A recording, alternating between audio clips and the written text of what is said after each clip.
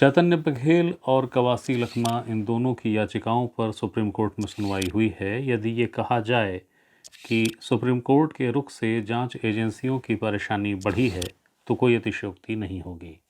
क्या हुआ supreme court में और क्यों ये कहा जा रहा है कि जांच एजेंसियों के लिए थोड़ी परेशानी बढ़ गई है, यही बताने आपके सामने हाजिर हुआ हूँ। नमस्ते, मेरा नाम है याज्ञवल्क। कवासी लखमा और चैतन्य बघेल ये दो नाम ऐसे नाम हैं जो छत्तीसगढ़ के लिए अपरिचित नहीं हैं। कवासी लखमा कोंटा से कांग्रेस के विधायक हैं। चैतन्य बघेल प्रदेश के पूर्व मुख्यमंत्री और मौजूदा समय पाटन से विधायक भूपेश बघेल के चिरंजीव हैं। दोनों ही आबकारी घोटाले मामले में बतौर आरोपी सेंट्रल जेल में निरुद्ध हैं। इन दोनों को ही मूलतः ईडी ने अरेस्ट किया, गिरफ्तार किया और बाद में इसी मामले की जांच चूंकि एसीबी ईओडब्ल्यू कर रही है तो उसने भी गिरफ्तार किया। यानी आबकारी घोटाले में एक सेंट्रल की एजेंसी और एक स्टेट की एजेंसी ने कार्रवाई की है, इन दोनों को गिरफ्तार किया है और इस समय दोनों सेंट्रल जेल में बंद हैं। जो तारीखें हैं वो तारीखें ये बताती हैं कि कवासी लखमा 15 जनवरी 2025 को गिरफ्तार हुए थे, ईडी ने किया था, और चैतन्य बघेल को 18 जुलाई को गिरफ्तार किया था, ईडी ने ही गिरफ्तार किया था। दोनों ही में मामलों में ये भी संयोग है कि पहली गिरफ्तारी ईडी ने की, बाद में जब वो जेल पहुंचे तो फिर एसीबी ने भी औपचारिक रूप से गिरफ्तारी कर ली। अब इन दोनों के मामले में पृथक पृथक प्रकृति की याचिकाएं चलायमान हैं। सुप्रीम कोर्ट में दोनों व्यक्तियों की ओर से दो याचिकाओं की सुनवाई हुई है। कवासी लखमा की ओर से ये जमानत याचिका थी, जबकि चैतन्य बघेल की जो याचिका है वो याचिका गिरफ्तारी को ही चुनौती देती है और उस पर सुनवाई थी। तो सुप्रीम कोर्ट में जस्टिस सूर्यकांत और जस्टिस जॉय माला बागची की जो बेंच थी उसने इनकी सुनवाई की, इन दोनों याचिकाओं की। चैतन्य के मामले में तो खैर चूंकि समय बहुत ज़्यादा नहीं बचा था इसलिए लंबी सुनवाई नहीं हुई, लेकिन फिर भी जो सुनवाई हुई, और कवासी के मामले में जो कोर्ट का रुख था दोनों ही मामलों में, दोनों ही व्यक्तियों की याचिकाओं में, वो जांच एजेंसियों के लिए कोई बहुत उत्साहजनक नहीं है। दरअसल कवासी की पहले बात कर लेते हैं। कवासी लखमा की जब याचिका पे सुनवाई शुरू हुई, याचिकाकर्ताओं की ओर से अधिवक्ताओं ने कहा कि ये जमानत की याचिका है और लंबे अरसे से एक समय हो चुका है, निरुद्ध हैं वो, उनको कब तक ये पूरी जांच होगी, कब ये सुनवाई के स्तर पे लोअर सेशन कोर्ट जो भी है वहाँ पे शुरू होगा, इसकी कोई मियाद तय नहीं है। अभी तो ये जब बात होती है तो कह देते हैं जांच जारी है।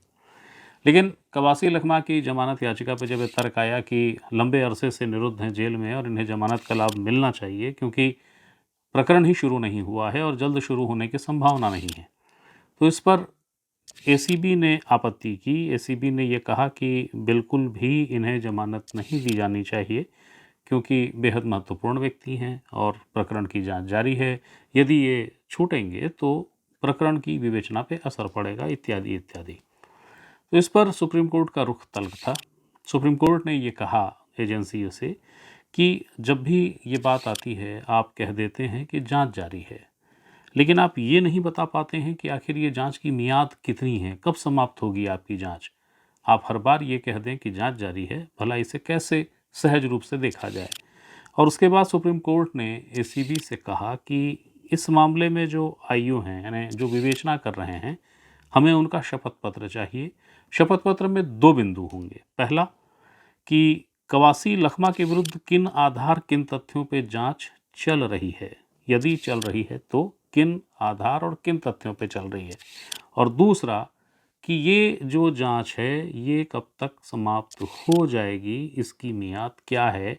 ये एसीबी को कहा है सुप्रीम कोर्ट ने, और सुप्रीम कोर्ट ने ये कहा है कि जो शपथ पत्र है, ये जो विवेचना कर रहा है अधिकारी, हमें उसका शपथ पत्र चाहिए। इन दो बिंदुओं पर वो उसका जवाब देंगे। और उसके बाद 10 दिसंबर को इसको अगली सुनवाई के लिए रख दिया है सुप्रीम कोर्ट ने। चैतन्य बघेल की जहाँ तक बात है तो चैतन्य बघेल की जो याचिका है वो याचिका गिरफ्तारी को चुनौती देने वाली याचिका है, जमानत की याचिका नहीं है। ये गिरफ्तारी को चुनौती देने वाली याचिका में कुछ संवैधानिक धाराओं के मुद्दे उठाए गए हैं और जो प्रक्रिया होती है गिरफ्तारी के लिए जिसको पूरा नहीं किया गया, ऐसा कहते हुए याचिका दायर है। उस याचिका पे सुनवाई जब हुई, यानी कि जब सुनवाई शुरू हुई तब तक कोर्ट का समय बहुत कम बचा था, इसलिए बहुत विस्तार से इस पर बहस नहीं हो पाई, लेकिन जो बात हुई उसका सार संक्षेप ये है कि ईडी ने ये तर्क दिया, जैसे ये बात आई कि भाई इनकी तो गिरफ्तारी ही चुनौती दे रहे हैं, क्योंकि गिरफ्तारी की जो मान्य परंपराएं, मान्य प्रक्रिया है, विधिक प्रक्रिया है, उसका पालन नहीं हुआ है। तो ईडी की ओर से कहा गया कि ये अपनी जमानत याचिका लगा चुके हैं और वो भी उस पर विचारण होना है, इसलिए ये इनकी बात की गिरफ्तारी को चुनौती दें, ये अर्थहीन है, इस याचिका को अब नहीं चलाया जाना चाहिए या इसका कोई अर्थ नहीं बनता। इस पर सुप्रीम कोर्ट ने कहा कि ये तो आपका तर्क है कि याचिका चलानी है या याचिका चलायमान नहीं है, ये आपका तर्क है। ये आपका तर्क है कि अब तो जमानत के लिए पृथक से याचिका दायर है, इसलिए अब इस बात का क्या अर्थ बनता है कि गिरफ्तारी को चुनौती देने वाली याचिका पर सुनवाई हो। हम इस याचिका को सुनेंगे। और उसके बाद सुप्रीम कोर्ट ने ये कहा कि अगले हफ्ते ही इसकी हम सुनवाई करेंगे। बेंच ने 2 दिसंबर की तारीख इस मामले में तय की है, यानी चैतन्य बघेल की वह याचिका जो गिरफ्तारी को चुनौती देती है, उस पर ईडी के प्रतिरोध के बावजूद सुप्रीम कोर्ट ने उस प्रतिरोध को बहुत वजन नहीं दिया है, बल्कि जो प्रतिरोध की बात थी, जो विरोध की बात थी, उससे सुप्रीम कोर्ट ने ये कहा कि ये तो आपका तर्क है, लेकिन इस तर्क के आधार पे हम ये नहीं, इससे सहमत नहीं हैं कि इस मामले की सुनवाई नहीं करनी चाहिए, इस याचिका की, और हम इसकी सुनवाई करेंगे। तो चैतन्य बघेल में 2 दिसंबर वो अगली तारीख है जिस दिन इसकी सुनवाई होगी। और जहाँ तक कवासी लखमा की जमानत याचिका पर सुनवाई है, तो जैसा मैंने आपको बताया, सुप्रीम कोर्ट ने कहा है कि एसीबी का वह अधिकारी जो इस मामले की जांच कर रहा है, वो शपथ पत्र देगा। शपथ पत्र में 2 प्रश्नों के उत्तर देगा।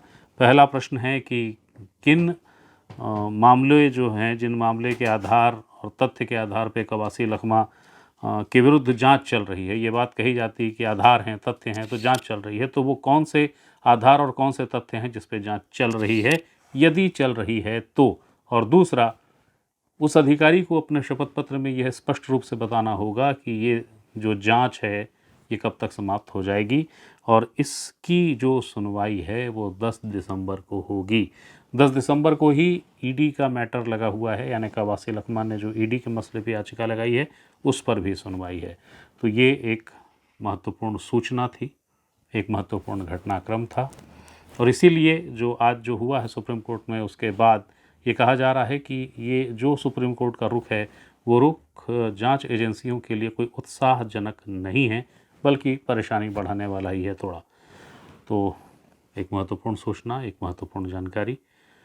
चूँकि मैं कहते आता हूँ कि हर सूचना और हर जानकारी पे अधिकार सिर्फ आपका है, मैं सिर्फ माध्यम हूँ। फिर कोई सूचना होगी, फिर कोई जानकारी होगी, वो देने आपके सामने फिर हाजिर होऊंगा। तब तक के लिए प्रणाम।